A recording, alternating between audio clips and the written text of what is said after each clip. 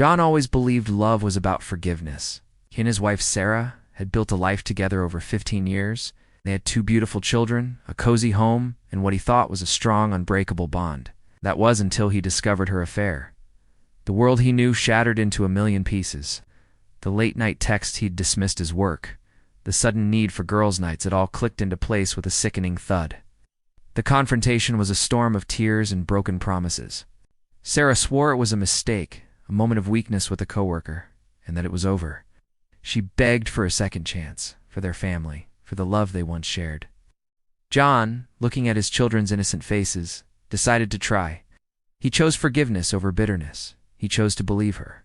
The first few months were a fragile dance of rebuilding. They went to counseling. They scheduled date nights. Sarah seemed more attentive, more present than she had been in years. She quit her job, cutting all ties with the other man. She called John throughout the day, sent him loving texts, and left little notes in his briefcase. John started to breathe again. The constant knot of anxiety in his stomach began to loosen. Maybe, just maybe, they could get through this. He saw the effort she was making, and he wanted to meet her halfway. He started to let his guard down, to trust the warmth in her eyes, to believe in the future she was painting for them. He told himself that everyone makes mistakes, and true love is about weathering the storm and coming out stronger on the other side. But a tiny seed of doubt had been planted, and it was a stubborn, persistent weed. It would surface at the most unexpected times. A phone call from an unknown number that she quickly dismissed. An errand that took just a little too long. John would push these thoughts away, chiding himself for his paranoia. He was supposed to be trusting her. He was supposed to be moving on. He'd look at her sleeping next to him at night and feel a surge of the old love, the familiar comfort.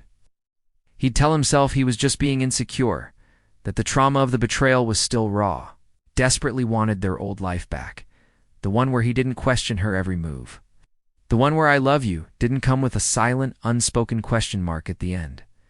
The unraveling began subtly, with a piece of mail. It was a credit card statement, but not for any of their joint accounts. It was addressed to Sarah, from a bank they didn't use. Curiosity, that dangerous little cat, got the better of him. He opened it. His heart sank as he scanned the charges. Hotel rooms. Dinners for 2 at expensive restaurants he'd never been to. Jewelry stores. And the dates.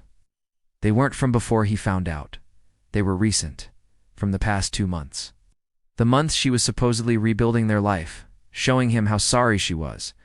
The dates corresponded with her yoga nights or book club meetings.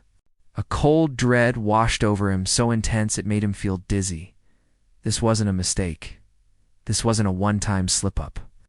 This was a calculated, ongoing deception.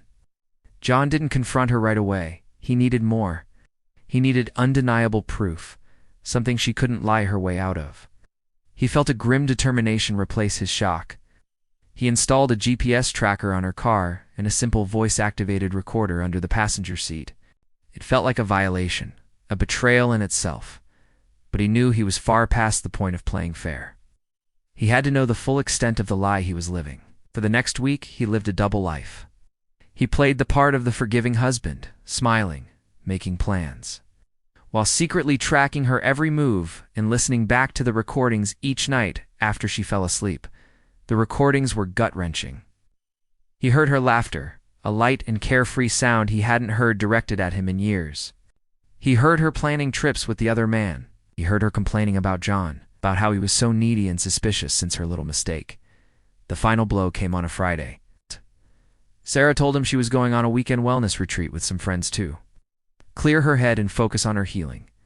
She packed a bag full of workout clothes and yoga mats. She kissed him goodbye, a sweet, lingering kiss that now felt like poison on his lips. "I love you," she whispered. "I'm doing this for us." John watched her drive away, his face a stoic mask. He waited an hour, then he checked the GPS. She wasn't heading towards the mountains where the retreat center was. She was heading downtown, towards a boutique hotel. He pulled up the hotel's website, saw pictures of the romantic suites, the rooftop bar, the couple's spa packages. The anger that had been simmering inside him boiled over into a cold, hard resolve. John drove to the hotel. Didn't have a plan. He just knew he couldn't live with the lies for one more second. He walked into the lobby, his heart pounding against his ribs. He went to the front desk, and with a calm he didn't know he possessed, he described his wife and asked if she had checked in. The receptionist, seeing the look in his eyes, simply nodded and gave him the room number. He took the elevator up, each floor a new level of torment.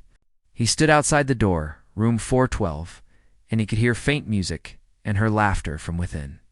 He knocked, and the music stopped. There was a pause, then he heard her voice, annoyed. Who could that be? The door opened, and there she was. Sarah. Her face, a mask of shock and horror, was all the confirmation he needed. Behind her, the man from her old office stood, clad in a hotel bathrobe. The confrontation wasn't loud or explosive this time. It was quiet. Deadly quiet. John just looked at her, the woman he had given his heart to twice. The woman who had sworn on their children's lives that it was over. The disappointment was so profound it felt like a physical weight crushing his chest. He didn't shout. He didn't scream. He just said, "I know everything, Sarah. Everything." He saw the fight drain out of her, replaced by a pathetic resignation. The other man had the decency to look ashamed, unable to meet John's gaze. John didn't spare him a glance. His focus was solely on the woman who had shattered his world, not once, but twice. He turned and walked away without another word. There was nothing left to say. Going home was the hardest part. He had to pack a bag, looking at the family photos on the wall, the drawings his kids had taped to the fridge. Each object was a memory, now tainted by her betrayal. When Sarah finally came home hours later, her face swollen from crying, she found him sitting in the dark. She started to speak, the usual torrent of excuses and apologies. But John held up a hand to stop her. "Save it," he said, his voice devoid of all emotion. "I don't want to hear it. I can't hear it." He explained calmly that he had spoken to a lawyer. He was filing for divorce. He would be fighting for full custody of the children. He couldn't let them be raised in a house built on such deep and calculated lies. John learned a harsh lesson. Forgiveness is a beautiful concept, but it requires honesty and genuine remorse from the person being forgiven. Trust, once broken so completely, can sometimes never be truly mended. It's like a mirror that's been shattered. You can piece it back together, but the cracks will always be there, distorting the reflection. John is still healing, focusing on his children and himself. He's rediscovering who he is outside of that broken marriage. Some days are harder than others, but for the first time in a long time, he knows he is living in the truth. And in that truth, however painful, there is freedom. Thank you for watching.